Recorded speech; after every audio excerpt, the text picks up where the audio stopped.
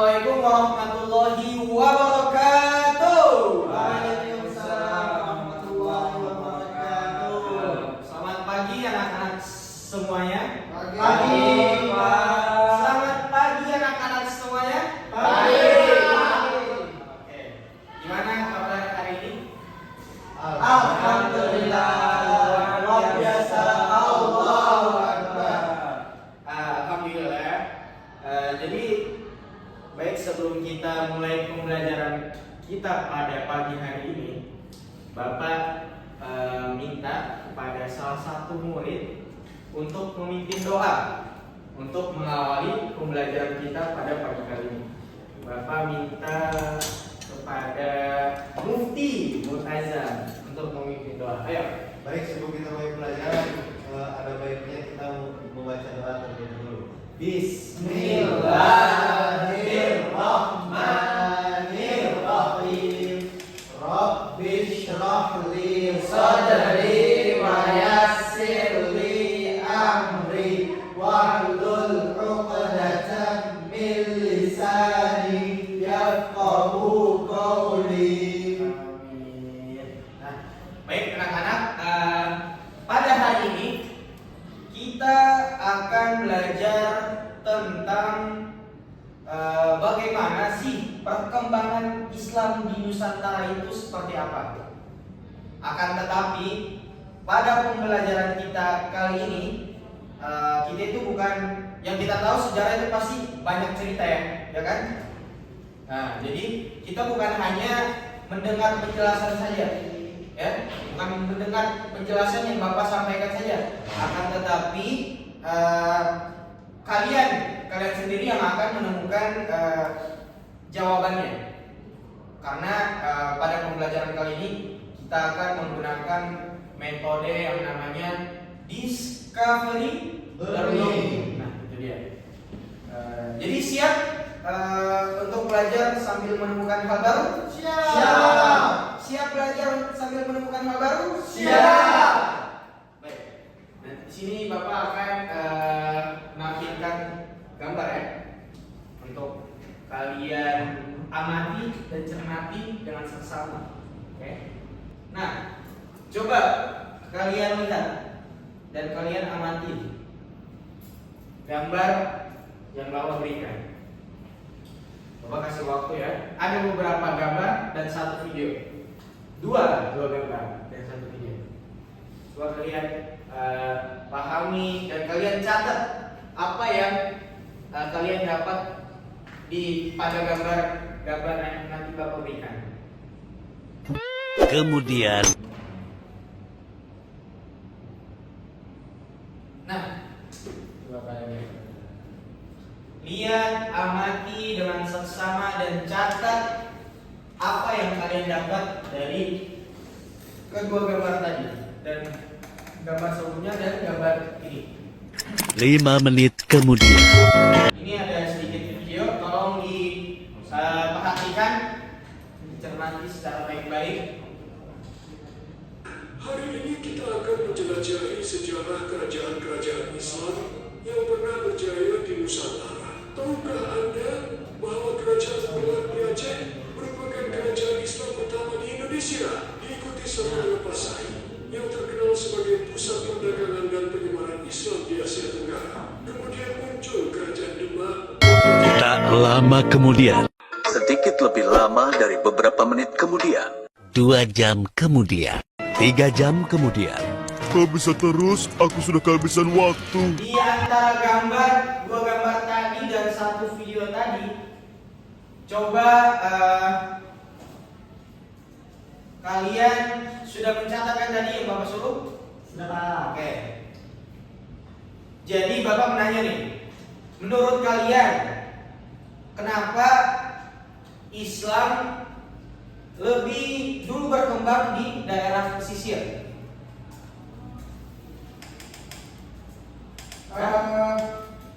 Karena pedagang dari Arab dan Gujarat banyak singgah di pelabuhan, Pak. Ya benar. Ada lagi? Saudara ini siapa nama kamu? Anak siapa? Arifin. Ananda Arifin. Yang kedua itu penduduk pesisir lebih sering berinteraksi dengan pedagang muslim, Pak. Benar. Nah, itu tadi ya. Dan satu pertanyaan lagi dari Bapak, kira-kira nih, apakah perdagangan di Nusantara ini punya peran dalam penyebaran Islam?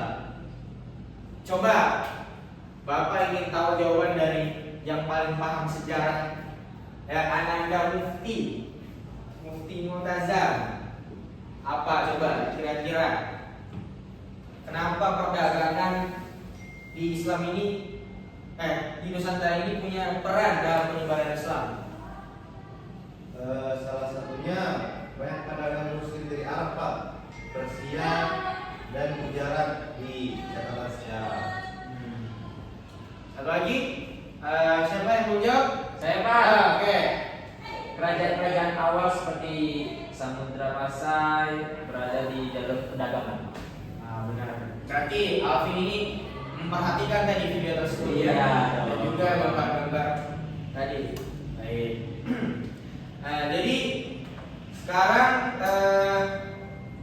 Bapak minta kalian boleh membuat pertanyaan sendiri apa yang ingin kalian tanyakan tentang perkembangan Islam di Nusantara.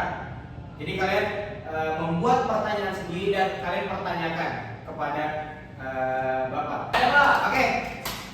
Siapa namanya? Namanya Khairul Oke, Anwar ada Khairul. Hasibuani. Oke. Pertanyaan saya itu, apa perbedaan penyebaran Islam di Sumatera dan di Jawa, Pak?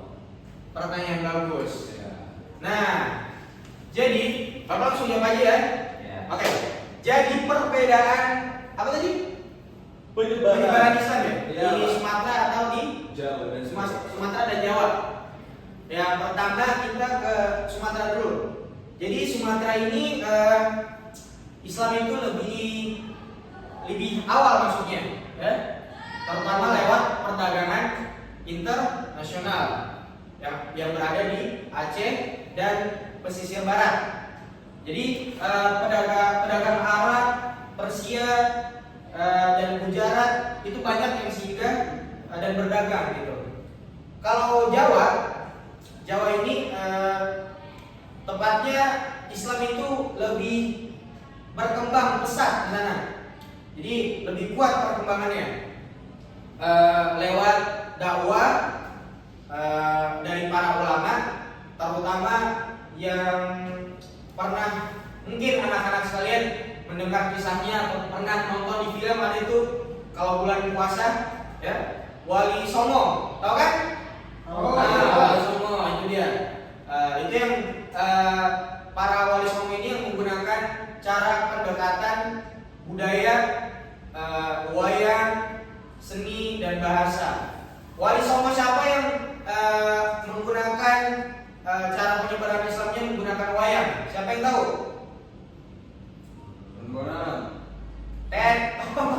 Jaga. Nah, benar. Siapa namanya? Rizky, Pak. Rizky Pak. Rizky, benar. Benar sekali. Nah, terus ada lagi pertanyaan? Ayo angkat tangannya. Kalau saya. Oh, Alvin, benar. Apa? Siapa ulama penting di kerajaan Demak, Pak? Siapa? Siapa ulama penting di kerajaan Demak? Bagus sekali pertanyaannya. Siapa ulama penting yang ada di kerajaan Demak? Ya, Pak. Ini berkelanjutan dari pertanyaan sebelumnya, ada hubungannya. Jadi ulama penting yang ada di kerajaan Demak itu salah satunya adalah Wali Songo. Wali Songo itu tadi, ya kan?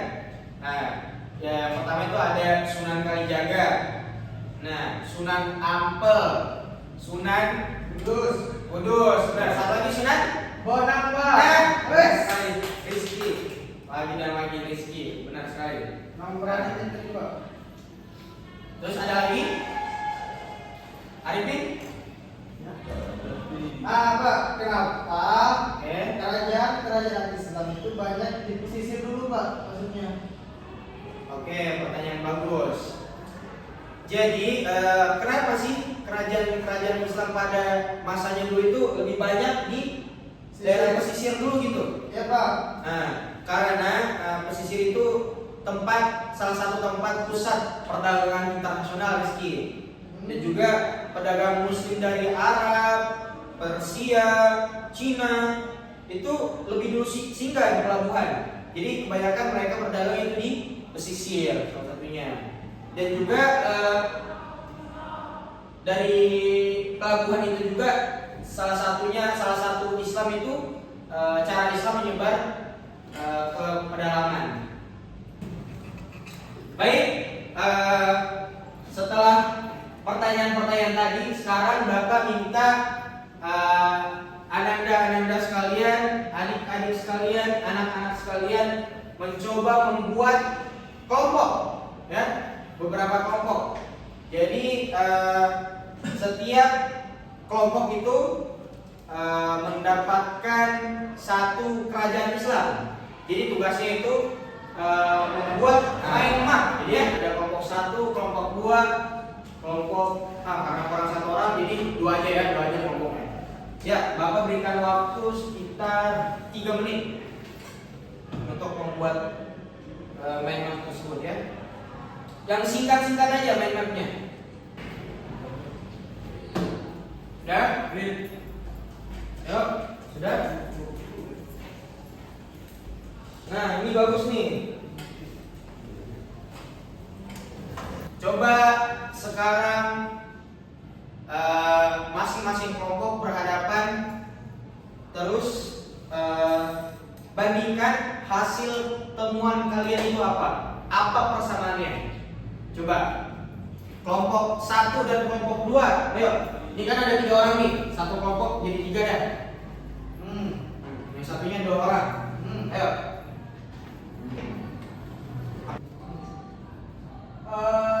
Semua berkembang lewat perdagangan dan dakwah ulama, Pak. Iya, benar sekali. Terus ada lagi? Kelompok 2? Kebanyakan pusat kerajaan itu berada di pelabuhan, Pak. Iya benar. Ada lagi? Alvin? Ada peninggalan seperti masjid, makam ulama, dan tradisi budaya, Pak. Nah, benar. Berarti itu tadi kesamaan dari hasil bandingan yang kalian temukan ya? Iya, Pak. Nah, ada pertanyaan? Jadi apakah semua berkembang lewat perdagangan, dakwah, perkawinan atau pendidikan, Pak? Nah, pertanyaan bagus.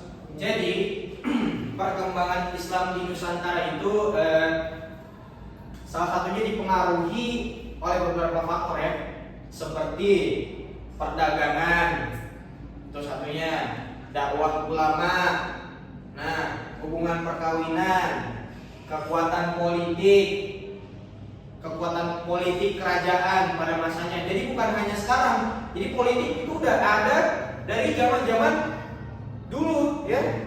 Nah, dan juga budaya lokal, itu dia. Sudah terjawab? Rizky? Iya, Pak, sudah. Makasih, Pak. Baik.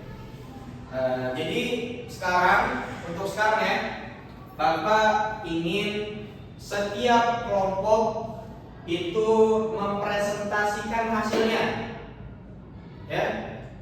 Yang tadi juga yang Bapak suruh catat individu, jadiin satu kelompok, terus presentasikan ke depan. Ayo. Satu presentasikan, satu memberi tanggapan. Oke. Siapa yang mau presentasi? Kelompok kami dulu, Pak. Oke. Jadi, oke. Nanti berarti kelompok Rizky, Hairul, Alvin mempresentasikan, dan kelompok siapa namanya? Arifin. Siapa ini? Mufti memberi tanggapan ya. Ayo. Jadi Pak, tadi kan kelompok kami membahas kerajaan Demak. Oke. Nah, Islam masuk lewat dakwah Wali Songo. Ya, benar. Demak berkembang menjadi pusat dakwah Islam di Jawa. Negaranya adalah Masjid Agung Demak, Pak. Oke. Itu. Jadi kelompok Arifin mau menanggapi? Ya Pak. Ya. Itu kenapa Wali Songo memilih Demak sebagai pusat dakwah? Ada lagi tanggapan dari Mufti? Apakah ada peninggalan lain selain masjid? Nah, bagus sekali tanggapannya. Mungkin cukup untuk kelompok yang mempresentasikan bisa duduk. Terima kasih, Pak. Oke. Bagus sekali ya tanggapan dari kelompok siapa nih namanya? Arifin dan Mufti. Jadi Wali Songo ini memilih Demak karena letaknya itu strategis di pesisir utara Jawa. Ya. Udah tahu kan di mana tuh? Tadi udah lihat kan, ya kan? Peta-petanya dekat jalur perdagangan.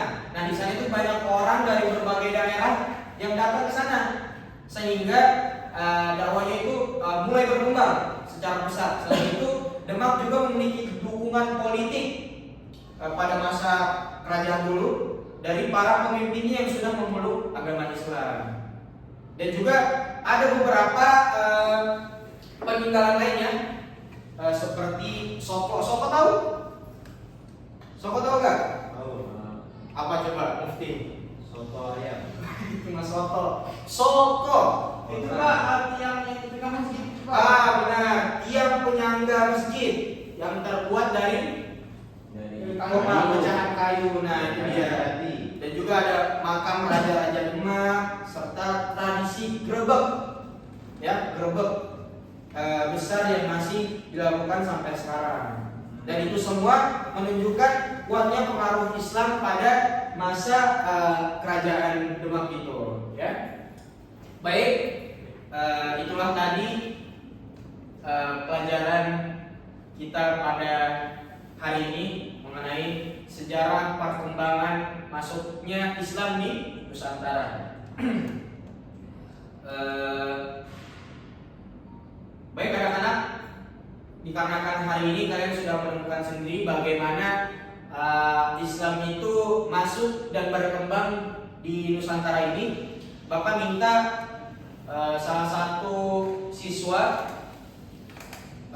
sebutkan satu hal baru yang kalian pelajari pada pelajaran hari ini. Bapak minta kepada yang paling aktif siapa nih? Rizky. Rizky. Oke. Dari pelajaran tadi Pak, saya memahami ternyata Islam itu masuk lewat jalur perdagangan Pak, bukan lewat perang. Nah, benar. Ada lagi yang ingin tambahkan? Yang saya tahu juga Pak, kerajaan pertama itu adalah Samudra Pasir. Oke, ada lagi? Terakhir? Tiga aja. Peran Wali Songo sangat besar di Jawa. Nah, benar sekali. Alhamdulillah ya, berarti kalian menyimak dari awal sampai akhir. Terima kasih anak-anak sekalian yang sudah menyempatkan hadir pada pelajaran pagi kali ini. Sebelum tutup, Bapak ingin absen dulu ya. Oke. Yang pertama Hairul. Hadir Pak. Kedua ada Alvin. Hadir. Rian Bagusti. Sakit ya Pak. Ahmad Zaki.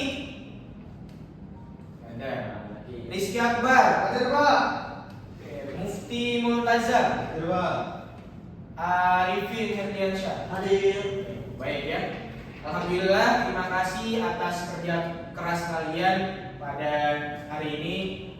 Sebelum tutup, mari kita membaca doa bersama, ditutup dengan doa kafaratul majelis. Subhanakallahumma wa bihamdika asyhadu an la ilaha illa anta astaghfiruka wa atubu ilaik.